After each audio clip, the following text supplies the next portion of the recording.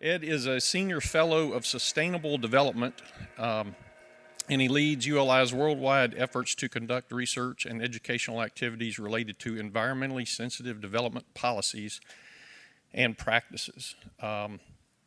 He's also senior staff advisor for ULI's Healthy Building Places initiative, which is a relatively new initiative which links health and wellness with the built environment and how do we better that. And he's a highly sought after speaker and thinker on health and real estate.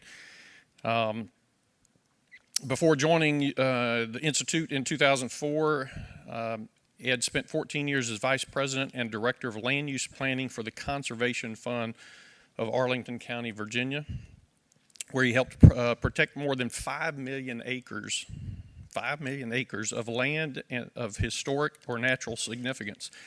So I think it's an unusual thing to have somebody with that sort of background, this totally green, Mr. Green on one side and full tilt development on the other side and everything in between. And I think that's what makes him such a great asset to ULI and to all of us. He's authored 15 books on these related subjects that range from green infrastructure to balancing nature and commerce in gateway communities. He writes regularly for Urban Land Magazine, CityWire, Planning Commissioner's Journal, and other periodicals. That helps a lot. And just as a side note, he has a MA in Urban Studies from the University of Alabama at Birmingham, his hometown, and he also has a law degree from Georgetown University, and he and his wife live in Maryland. And we are delighted, as always, to have Ed McMahon in Memphis. Please welcome Ed.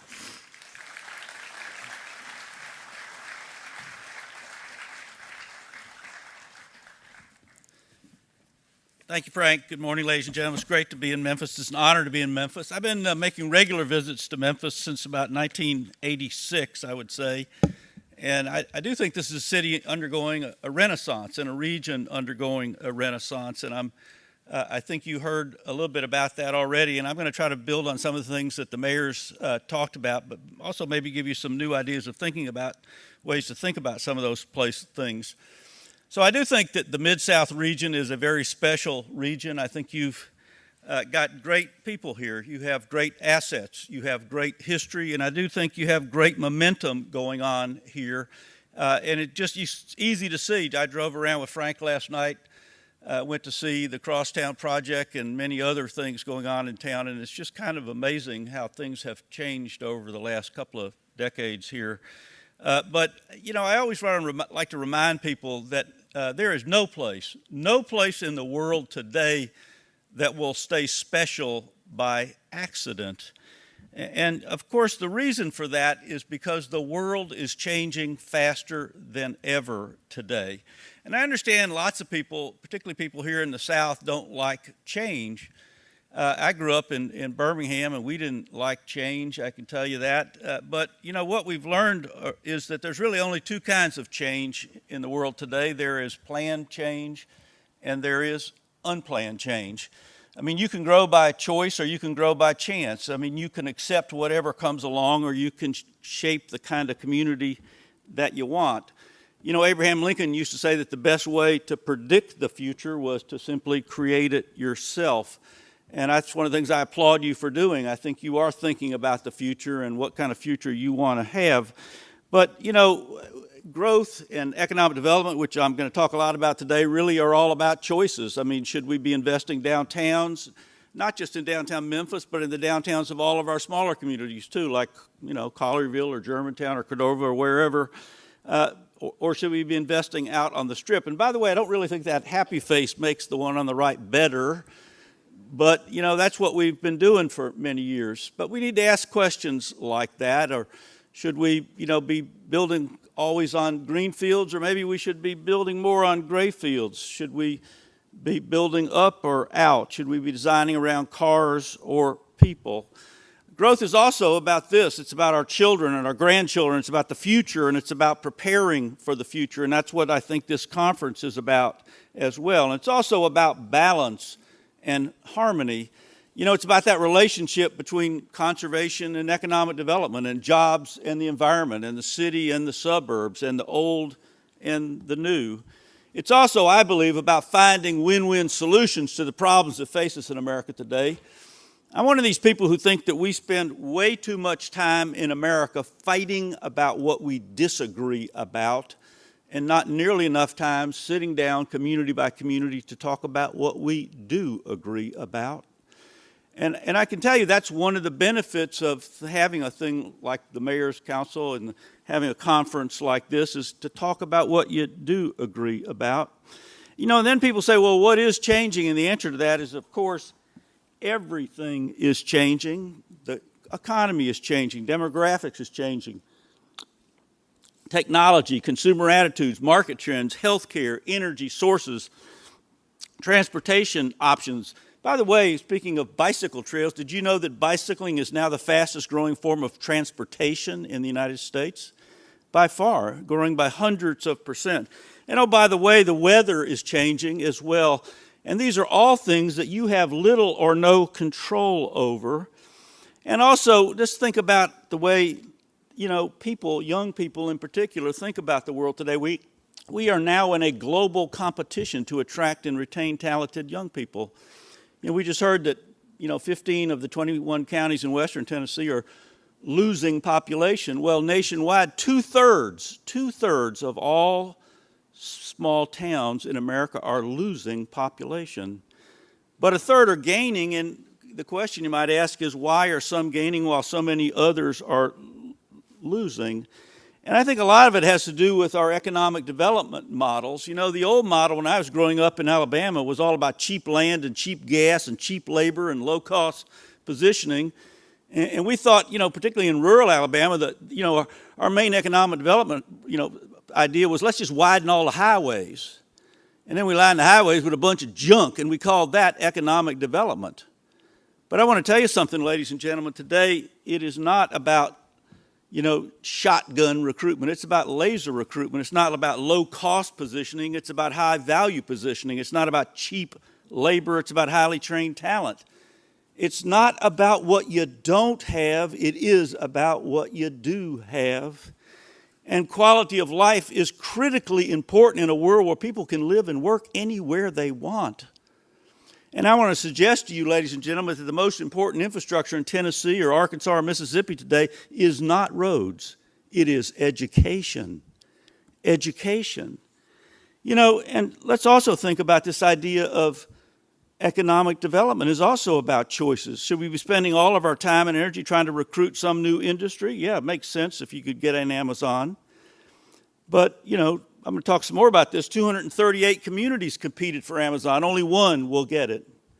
237 will not. So maybe we should be trying to think about how we might expand some of our existing businesses. And then, for most communities, the one big thing oftentimes does not work.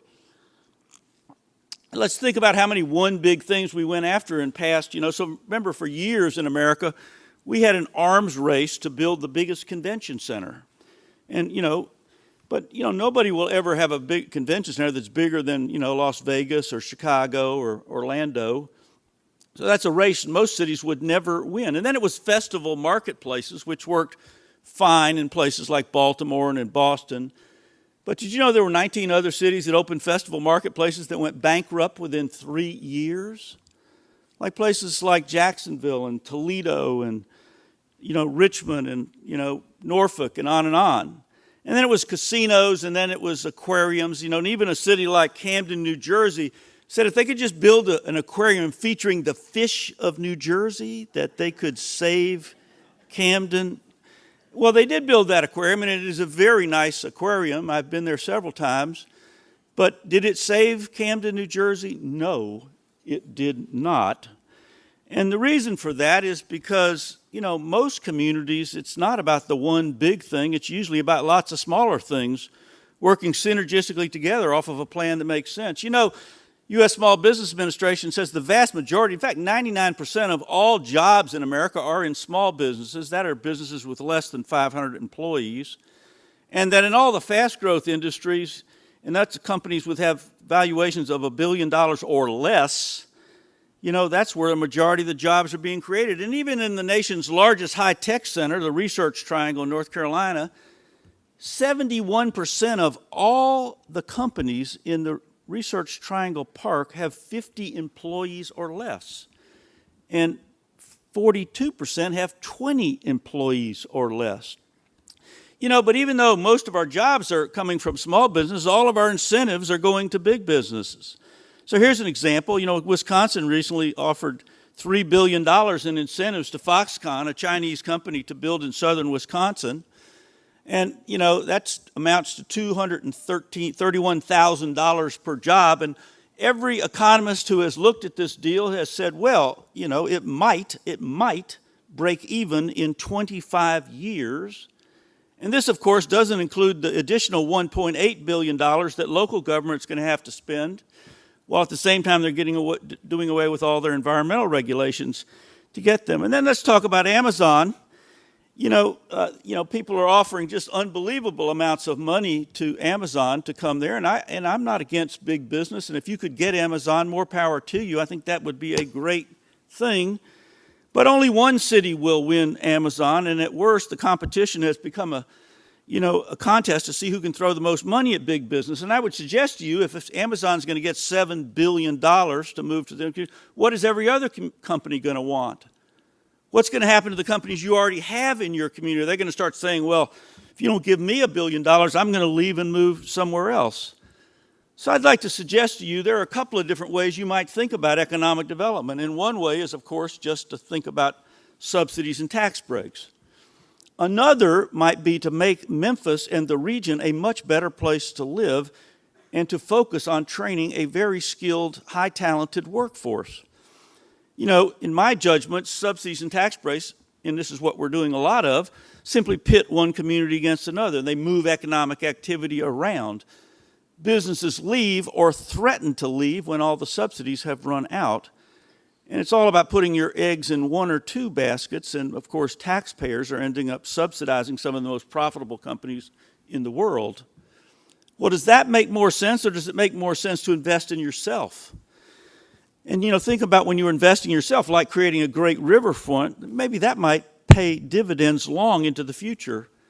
And you might also think about helping some existing businesses and creating diverse, durable local economies. And you know, if you spend $1 in a local store, it will recirculate through your community at a rate 3 times more than if you spend $1 in a national chain store. You know, and I'm sure it's a much more realistic strategy for all of the small communities here in Tennessee. You have 326 municipalities in Tennessee, 95 counties. And, you know, the let's go get Amazon strategy is not going to work for most of those communities. So what will work today? I will suggest to you that successful cities and towns think small in a big way. In a big way. Why does small matter? Well, I'm not saying, once again, I'm against big, but I'm telling you that most economic development today is about small steps and small businesses and small deals, small developments adding up to big impact. Just for example, I am the chairman of the board of the National Main Street Center, and here's just some of the data that we collect every year. You know, we've generated $70 billion in reinvestment since the initiation of the Main Street program, created over 500,000 net new jobs, rehabilitated hundreds of thousands of buildings. And, you know, the state of Tennessee, for the Tennessee Main Street program, spends almost no money on this program, even though you have 28 communities in the Tennessee Main Street program. But did you know that on average, every $1 invested in a Main Street program is leveraging $32 in private investment? Now compare that to what I just showed you in Wisconsin, where they might break even in 25 years. So maybe we should be putting a little more money into some of these kinds of activities. So I want to suggest to you there are 4 imperatives in economic development today. First, of course, is talent. How do you attract and retain talented people, smart people, workforce development? That's number 1. Number 2, innovation, the ability to generate new ideas and turn those ideas into commercial realities. How do you get smart people together to talk to each other? Things like co-working facilities and entrepreneurial ecosystems and mentorship programs and so forth. Connectivity, creating places where people and ideas can easily connect. That might be a university, it might be a coffee shop, it might be a co-working facility. But the last thing, the thing that people often forget most, is this idea of place.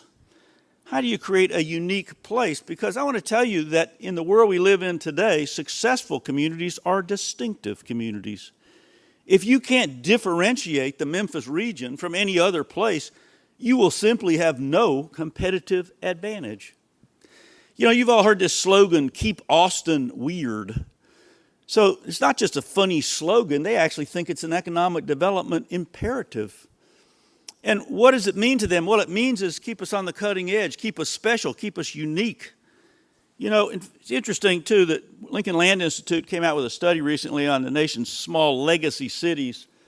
And they came up with a list of, you know, the ones that were succeeding and the ones weren't. They looked at 92 cities in the Rust Belt, all the way from Maine to Michigan.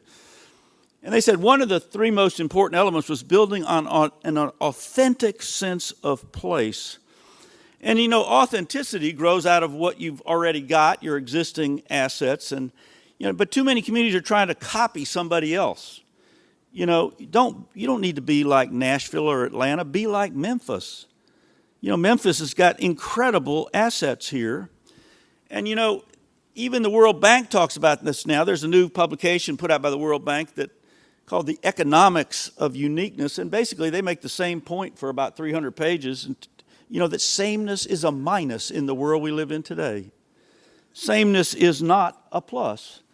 And just think about, you know, how you define these words. Authentic means true to one's spirit or character. Distinctive means having a special quality. Joe Courtwright, who used to run the CEOs for Cities, says maybe the distinctiveness is the unique characteristic of a place, may be the only truly defensible source of competitive advantage for American cities and towns today. You know, Mark Twain put it this way. He said, you know, we take stock of a city like we take stock of a man. The clothes or appearance are the externals by which we judge. You know, let's think about a community's first, you know, its gateway, its front door. And just like with meeting a person, a good first impression is important and a bad first impression is hard to change. Do you think you'd rather invest in, you know, Franklin, Tennessee, or would you rather go to Midfield, Alabama? Which one looks more like a community with a sense of pride and a sense of place? Which one looks more like a community that you would rather invest time or money in? If you don't remember anything else I say this morning, remember this. The image of a community is fundamentally important to its economic well-being. And what do I mean by that? What I mean is that every single day in America, people make decisions about where to live, where to invest, where to retire, where to vacation, based on what our communities look like, what they look like. Let's talk about tourism for a second. Well, that's kind of important because it is one of the largest industries in the world, and it's the first, second, or third largest industry in every single American state. So this is the official travel guide for the state of Oregon. Notice their slogan, Oregon, things look different here. Can you imagine a state travel brochure that says something like, Tennessee, things look the same here? Well, of course not, because who would come? You know, tourism is about visiting places that are different, unusual, and unique. The more any community in Tennessee or Arkansas or Mississippi does to enhance its unique character, whether that's architectural or historical or natural, whatever, the more people would want to visit. On the other hand, the more any community comes to look just like every place else, the less reason there is to go there. You know, if every place was just like every place else, there's simply no reason to travel any place. But of course, you know, this idea of place goes well beyond tourism. You know, in the old economy, it was all about markets. Today, it is all about place. You know, I think this sums it up pretty good. New investment is increasingly seeking locations based on the quality of place rather than the utility of location. The National Association of Home Builders puts it this way. They say the place is becoming more important than the product. What do they mean when they say that? What they mean is that what's going on outside of a house in the neighborhood is more important to the value of a home than what's going on inside of the home. That the character of the neighborhood is more important than the size of the lot, for example. You know, Mick Cornett, who's the head of the U.S. Conference of Mayors, he put it this way. He said, economic development is really the result of creating places where people want to be. And you know, the Knight Foundation did a study about 5 years ago called the Soul of the Community Study, and they found that places that had the highest levels of attachment to place, places people love to live, actually had the strongest economies. And then they said, well, what was it that linked people to place? They came up with three things: social offerings, you know, places to, you know, hang out with other people, places to meet and mingle, maybe a coffee shop or a restaurant, entertainment venue; openness, how welcoming a community is to newcomers. You know, I was in another unnamed southern community a couple of years ago, and somebody said to me, you know, we are really welcoming to people who aren't different. Well, I want to suggest to you that the communities of the future that will be successful will be the communities that are welcoming to everyone. And then, of course, the last thing on the list was what a community looked like: physical beauty, green spaces, etc. So I want to, for the remainder of my time, talk about what I call the dimensions of uniqueness. And I want to touch on each of these things because I think these are the things you can build on as sort of the underpinnings of whatever your economic development efforts are. And let's start with anchor institutions. You know, today in 65 of the 100 biggest cities in America, the biggest employer is a hospital or a university. So I grew up in Birmingham, and when I was growing up there, the biggest employer in the state of Alabama was the U.S. Steel Corporation. They are gone. The biggest employer in the state of Alabama today is the University of Alabama at Birmingham and their 17 medical hospitals that are part of the UAB Medical Center. But sometimes anchor institutions engage with communities and sometimes they don't. So who are the biggest recipients of federal research dollars in the United States? Number one, Johns Hopkins University in Baltimore gets about $2 billion a year in federal research dollars. And number two is Stanford University. So think about the difference, though. Stanford University has figured out how to commercialize their research. They've turned it into the Silicon Valley, one of the greatest economic generators in the history of the world. On the other hand, Johns Hopkins didn't really care what was going on in Baltimore. In fact, they turned their back on the city for several decades. And as a result, Baltimore was a very challenged city. They've now finally engaged with the city and are investing billions because they realized they couldn't attract and retain the smartest doctors in America unless they came and worked in a city that was not falling apart. So anchor institutions. What about healthy downtowns? You know, I'm telling you that even if you're not going to invest in a downtown, that's the first thing people look at. Downtowns are an icon. They're a connecting point and a nerve center. This is true of both small cities and big cities. They're a key asset in regional prosperity. You know, South Haven is a key asset to all of North Mississippi. You know, this is interesting. So this is a magazine put out basically for industrial park developers here in the South. And notice the headline. It says, when site searching the South, make sure you inspect a community's downtown first. And so why in the world would an industrial park developer care about a downtown? Well, I think that probably because if you don't have a healthy downtown, you simply don't have a healthy city or town. And I think most people understand that the apple rots from the inside out. And if we haven't learned anything else in the last 30 years, we've learned it's hard to be a suburb of nothing. So yeah, downtowns are pretty important to everybody, no matter whether you're living or working in downtown or not. And I want to tell you something, that companies are moving back downtown all over the United States. Here's a new study by Cushman Wakefield.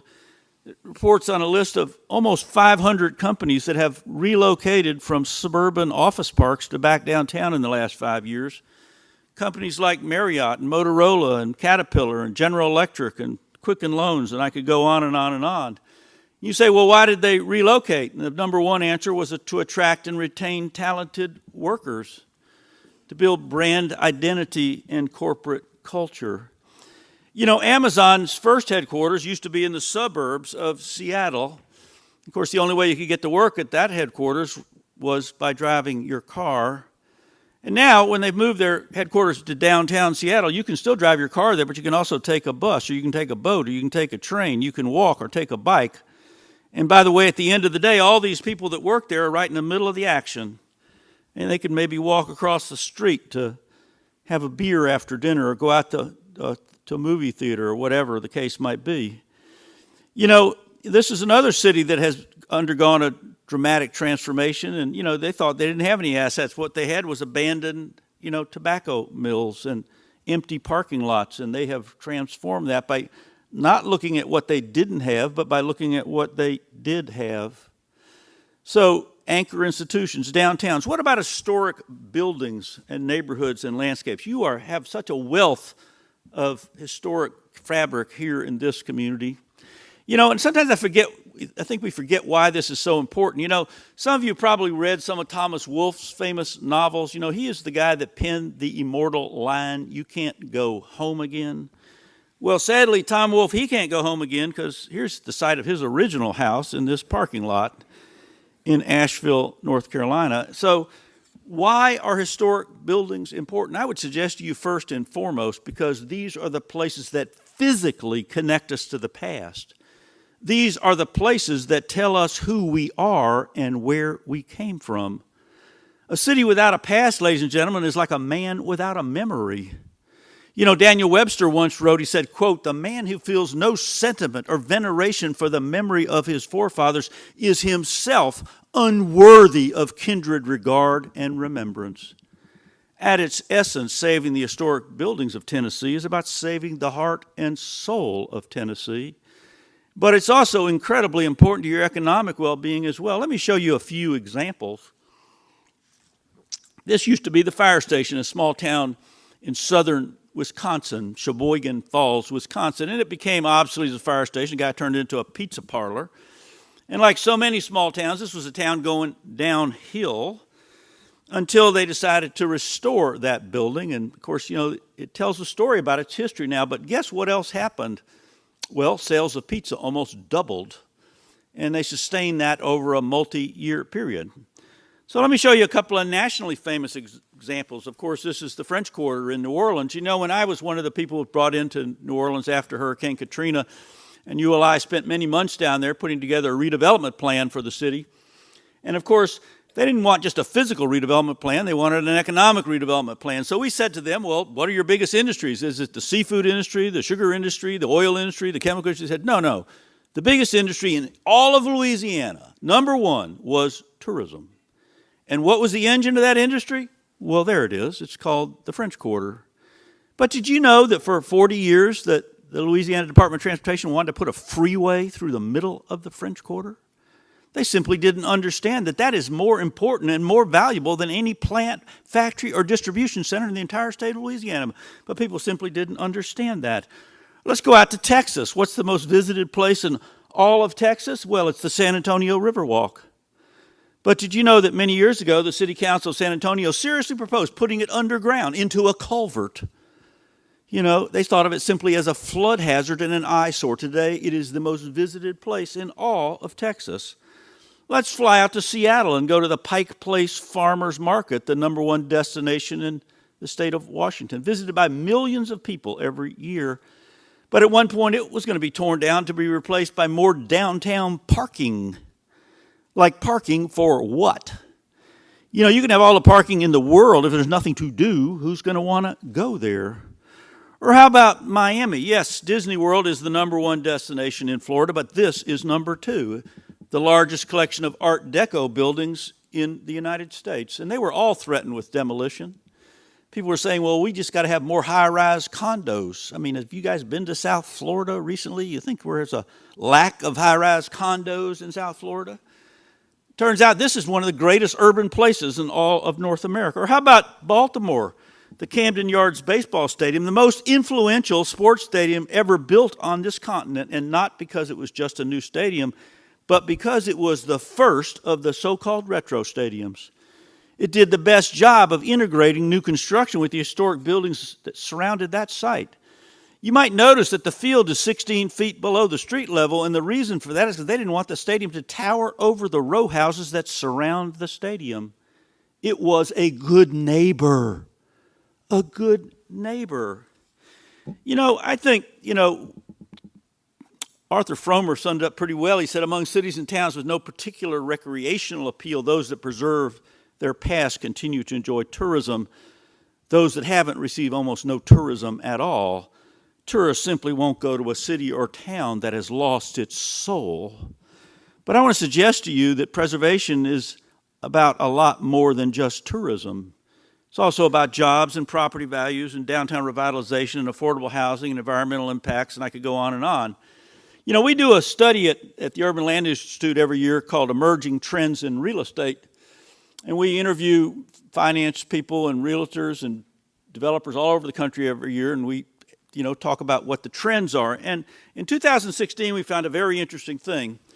We found that office space in rehabilitated industrial buildings like old mills, things like that, were commanding higher rents than new Class A office space. You know, and you think about that, well, why is that? Here's an example. This is an old brewery in Minneapolis, and they are now commanding higher rents with lower turnover and higher valuations than buildings like this. And why? Well, it turns out that almost all creative class employers like space with character. And by the way, these old buildings have big floor plates, and you can move things around very easily, and flexibility is important in a modern office. So let me just show you a few examples.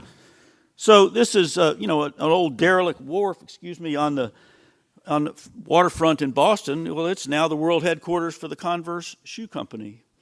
Or how about this abandoned Sears warehouse distribution center out in Seattle? It's now the world headquarters for Starbucks. Or how about this abandoned power plant in Toledo? Well, it's now the headquarters for a medical supply company.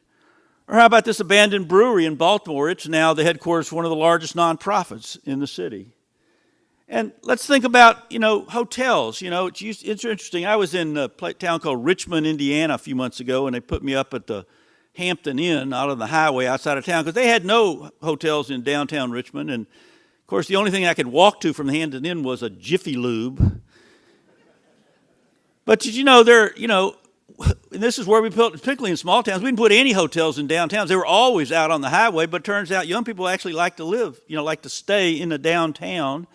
And you know what? Marriott did a study, and they asked people what was important in lodging. You know what millennials said? They said authenticity and interesting were more important than comfortable and predictable in lodging facilities. And so did you know that next year 25% of all the new Marriotts in the United States will be in restored historic buildings?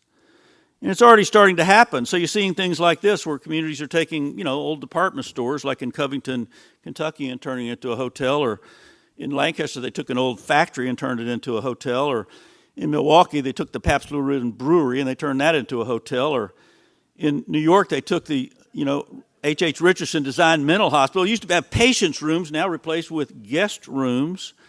Or how about, in Akron, where they took their old grain elevators and they turned it into the Hilton Hotel, which was the part of the Quaker Oats redevelopment project. Or, what about all the abandoned schools we might have? They might make good hotels. And in fact, there's a company out on the West Coast called McMahon, and every one of their 25 hotels are all in historic buildings because they understand that character matters. And then affordable housing, which of course is a huge issue in every hot market city in America. Well, we've got all kinds of opportunities to put, affordable housing into old factories and schools and hospitals and department stores, etc. And the point I want to leave you with is that historic buildings, which you have a wealth of here in this city, are an underutilized asset with enormous economic potential. I'd also like to say that historic neighborhoods are also walkable neighborhoods, and walkable neighborhoods are premium real estate. Turns out people will actually pay more to live in a walkable neighborhood, and we have this thing called Walk Score, and Walk Score shows us that for every 1 point increase in the walkability of the neighborhood, property values go up on average $600 to $3,000, depending on where you are in the United States. And, we've even got new studies that show far greater appreciation for commercial real estate in walkable mixed-use neighborhoods than in drive-only neighborhoods. And this is true. George Washington University School of Business did a study 2 years ago on the nation's 30 largest metropolitan areas, and they found that a majority of all development in the 30 biggest metros was taking place in walkable neighborhoods. You can see that here in this city is happening as well. But I want to suggest to you also, this is not just an urban issue, this is a suburban issue as well. And everybody's not going to move into the city. Most people are going to continue to live in suburbs, but the successful suburbs of the future will be suburbs that have some walkable center. And we're already seeing huge value differentials in the suburbs between those that are the drive everywhere for everything kind of suburb and those that actually have some walkable mixed-use center, like a Reston, Virginia. And Ellen Dunham Jones over at Georgia Tech, she says that one of the greatest redevelopment opportunities the next, couple of decades is going to be the redevelopment of these underperforming commercial strips we have outside of every small town and every suburb in America. And it's already underway. So this is the county seat of Montgomery County, Maryland. That's the county I live in. And, in our infinite wisdom way back in the 1970s, we decided to tear down our entire downtown, basically, and replace it with this lovely mall you see in the background here called the Rockville Mall. But guess what? Now we've torn the mall down, put the downtown back. And that's kind of a metaphor for America, and it is going on all over the United States.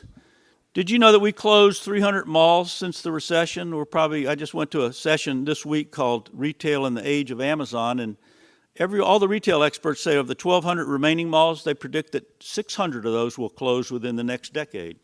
600 of the 1,200. And why do places like this have an advantage?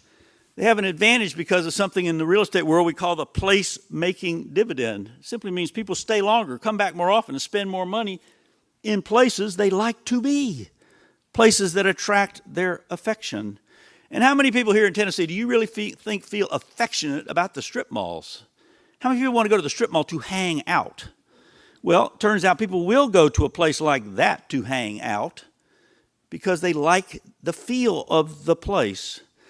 So let me just say a few words about green space and parks, something that the mayor's panel touched on. And of course, if you were to ask somebody, well, where's the most valuable land in New York? They'd say, well, it's the land next to Central Park. And that's true everywhere. Parks create value and they create vitality, and parks are a key to community revitalization, both in big cities and in small towns. And let me show you just two Texas examples. One is in a big city, Fort Worth.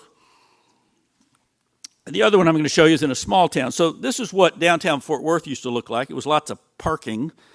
But guess what? They had a better idea. They said, let's take rid of those parking lots and let's turn it into Sundance Square, which is now the heart of their downtown. And they've created, literally billions of dollars in new value around that park. And this is where all the new development is occurring downtown. But then we have places like this, Sulphur Springs. Texas has more counties than any other state. And they all have their little counties, and they have these beautiful courthouses. And I go around every year to photograph different places in small-town America. And one of the places I went to about 5 years ago was Southwest Texas. And I went to this town called Sulphur Springs, and it had this beautiful courthouse. And, of course, like so many courthouses, there was nothing going on out there except one day a year, 4th of July. And the 4th of July, they'd have a parade and a flag raising and that kind of thing, but nobody else was going there the rest of the year. So what did they do? Well, they decided to put a splash pad down on the courthouse lawn. And then they put in some picnic tables, and they put in some public restrooms, and they put in some ping pong tables. And then people started having birthday parties and concerts and movie nights and quilt shows and health fairs and so on. And did you know now this was just voted the most improved small town in all of Texas? So instead of people going downtown one day a year, now they go downtown every day of the year. And when the kids go downtown, their parents follow them downtown. And there's nothing that brings the downtown back to life like having young people in downtown. And so sometimes you might say, well, where do we get green space in an already developed area like the Memphis region? Well, as we grow our communities, we got to green them at exactly the same time because density demands compensating amenities. So where might you look for new green space? Well, abandoned lots and old landfills and abandoned rail lines and rooftops and decking highways and daylighting streams and removing parking and maybe sharing schoolyards. Frank Ricks took me last night to see the mound that used to be where I-40 was going to go when they were going to go right through the middle of Overton Park. Could make a fantastic park. looking down on the rest of the city. It's going on all over the country, people taking abandoned highway ramps and turning it into parks. We're taking an abandoned bridge in Washington, D.C. and turning it into a new park across the Anacostia River. I want to end by saying a couple words about arts and culture. Very important to economics, not just to, entertainment and things like that. Museums and theaters and concert halls and art galleries. You're getting ready to have this huge festival, here, which will bring in millions of dollars into your city. But, one of the things I also want to suggest to you is that public art can help you tell the story of a place. And when you know the story of the place, you care more about the place. And people feel more attached to the place. So, you might think about how you might use public art to talk about, why your community is important and who came from there and so on and so forth. And so, in Baltimore, we, of course, have a statue of Babe Ruth. And in Oxford, they have a sculpture of William Faulkner. And in Lubbock, Texas, they have a sculpture of Buddy Holly.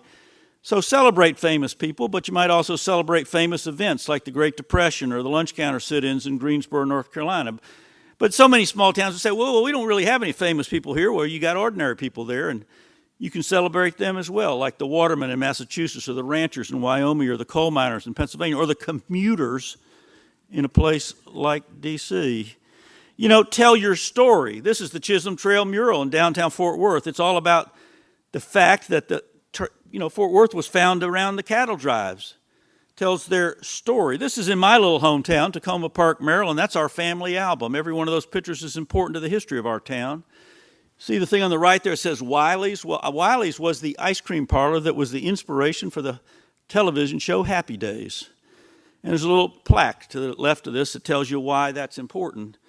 Here's a mural in a little city called Nashua, New Hampshire, and they used to have this diner downtown called the Yankee Flyer Diner. It was an institution in that small community, and it burned up in a fire about a decade ago, and they decided to bring it back to life. And so how'd they pay for that mural? Well, you see all the people in that picture? Well, they're all real people who live in Nashua, and they all paid to have their pictures included in the mural. So where there's a will, there's a way.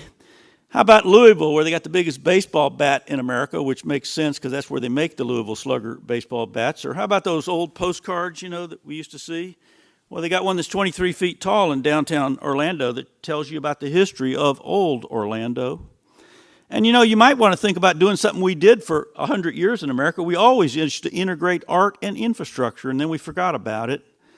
But, who's got the biggest budget in Tennessee? Well, it's the Tennessee DOT. And so maybe you could say to them, maybe you could take 1% of your budget and start making bridges that are not just functional, but beautiful as well.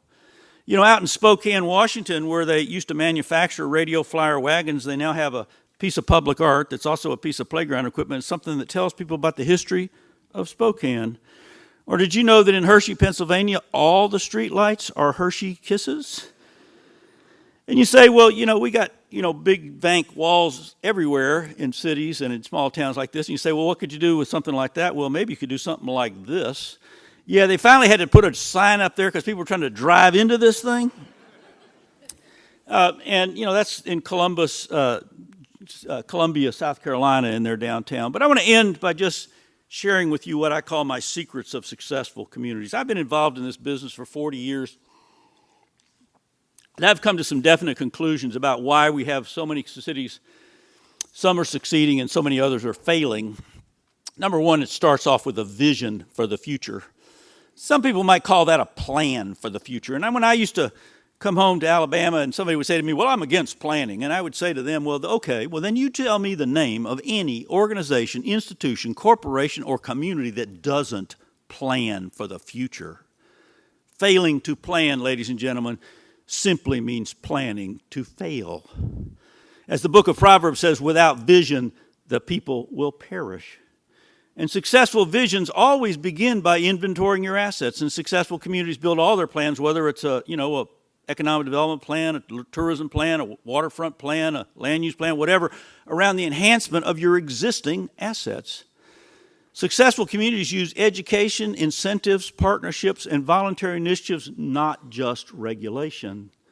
Now, I didn't say I'm against regulation. It prevents bad things from happening, sets a minimum standard of conduct. But I want to suggest to you we need to use carrots, not just sticks. We need to make it easier to do the right things, to put development in the places that you want it. and so think about all the ways you might incentivize getting more development in the places that you want it. We also need to start understanding that all development is not created equal. We need to pick and choose. And one of the biggest impediments to better development, particularly in small towns in the South, has been a fear of saying no to anything. Well, ladies and gentlemen, if you're afraid to say no to anything, you will get the worst of everything. And communities that set no standards or low standards will simply compete to the bottom. But communities that set higher standards compete to the top because they know if you say no to bad development, you will always get better development in its place.